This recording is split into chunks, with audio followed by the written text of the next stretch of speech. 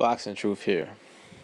Last minute quick prediction vid for Kell Brook versus Errol Spence Jr.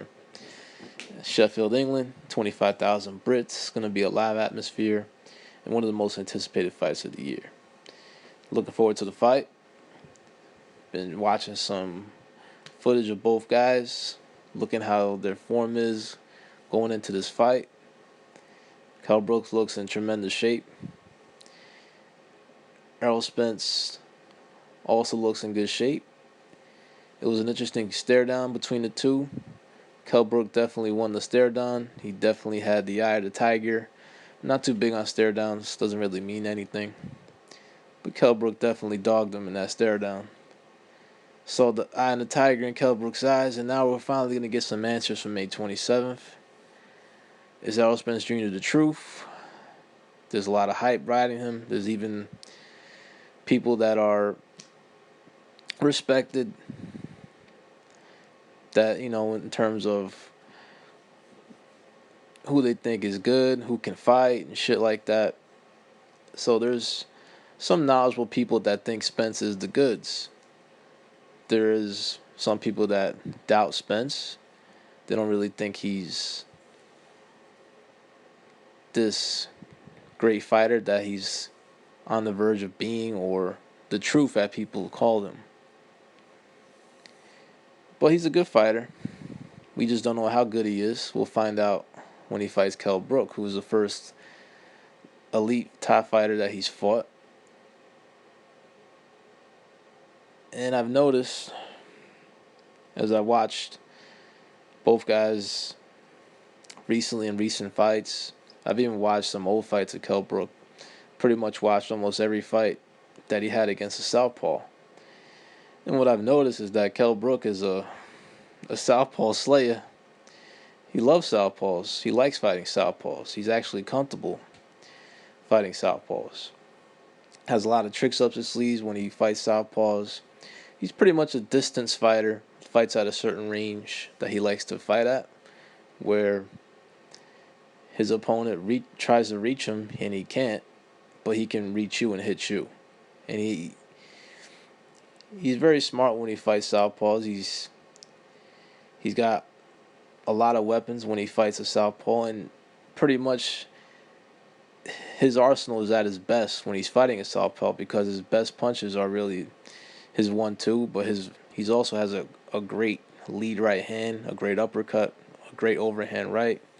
His right hand is what makes him very dangerous against southpaws, and because southpaws are a big target when it comes to a right hand from an orthodox fighter.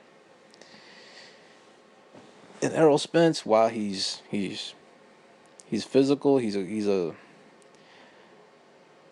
guy that puts pressure, tries to break his opponents down. He's got dog in him. He's got a lot of holes defensively. He's a very big target. And he's going to put the pressure on Kell Brook. He's going to try to chop Kell Brook down, go to the body. Kell Brook has to make sure not to go to the ropes, because that's where Errol Spence Jr. is most effective. Errol really gets off when he has his opponents against the ropes. But I've also noticed that when you back Errol Spence up, he actually has some problems. Doesn't seem like he can fight going backwards as effectively as he is going forward. So he's most effective coming forward, and most effective when he has you pinned against the ropes. So he's dangerous when he has you there. He's hurt guys in a lot of his fights when he has his opponent pinned against the ropes. He has a good uppercut. He's a good body puncher, but I wouldn't say he's the most devastating puncher. He's a good, solid, damaging puncher, but he's not a one-punch concussive power puncher. He's a guy that breaks you down mostly to the body and head, and he dishes punishment on you. And Kell Brook has to make sure to fight at a certain range, set the distance that's most comfortable to him and uncomfortable for his opponent, which is Errol Spence. And Errol Spence has a lot of flaws defensively. He's very lazy with his jab. He throws it and drops it, and he could get countered. And I've seen him get popped on numerous occasions against lower level fighters. That dude Barrera was tagging him all night. Van Heerden landed some good shots. Even Bundu was able to land good shots, but none of these guys have a lot of firepower. They're not as good as Kell Brook, and Spence has shown in the past that he doesn't really react well to getting hit. You could see it, and Kell Brook is gonna murder Errol Spence. He's gonna do a job on him. He's the more experienced fighter. He's, in my opinion, a better fighter. He's faster. He's sharper. He's been in real fights.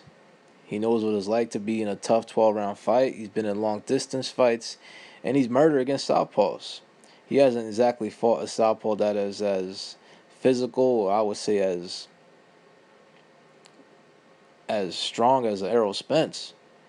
But he's very effective against southpaws. He has a lot of tools. He throws the counter right, the lead rights, the uppercuts, the counter jab, and he scores a lot of knockdowns with that counter jab over the southpaw's right glove. I've seen it in countless of his fights against southpaws. He always likes to counter over with his jab when the southpaw jabs at him, and he also likes to line the right hand. And I can envision Kell Brook going southpaw in moments in this fight. He's going to show Errol Spence that he can even do it better than him on the southpaw side. Because Errol Spence is wide open for the 1-2, especially from the southpaw side. I mean, he's too open.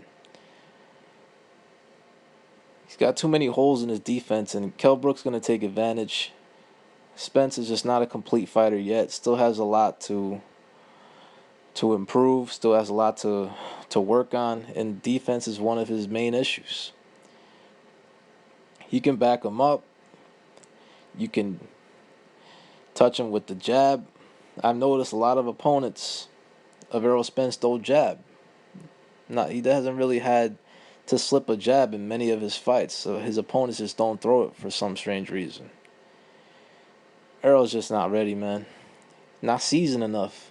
Didn't have the best development process in order to take this fight. He chose the wrong welterweight. Errol Spence done fucked up. He's about to get trashed on UK soil live on Sky Sports Box Office. And Kell Brook is going to do a job on Errol. I say within 8 rounds, he stops him. He's going to keep the distance. He's going to counter. He's going to land the 1-2. He's going to land the uppercuts that Errol Spence is susceptible to. Errol has to put the pressure, try to do damage to the body, and try to pin Kell Brook against the ropes to do some damage, because I don't think he could beat Kell Brook from a distance or in the center of the ring. I don't think he could get the better of him if they're in that type of fighting position. So Errol has to break him down, pressure, get him to the ropes, and just dog him in order to win this fight. But Kell Brook, he's still in his prime. I don't think his story is going to end just yet. There's still stuff to be written. Kell Brook will defend his IBF strap. He'll stop Errol Spence within 8 rounds. He's just murder against southpaws. I think he's the faster fighter, the better fighter, perhaps even the stronger fighter. We'll find out on May 27th. But it's over for your boy. At least for right now.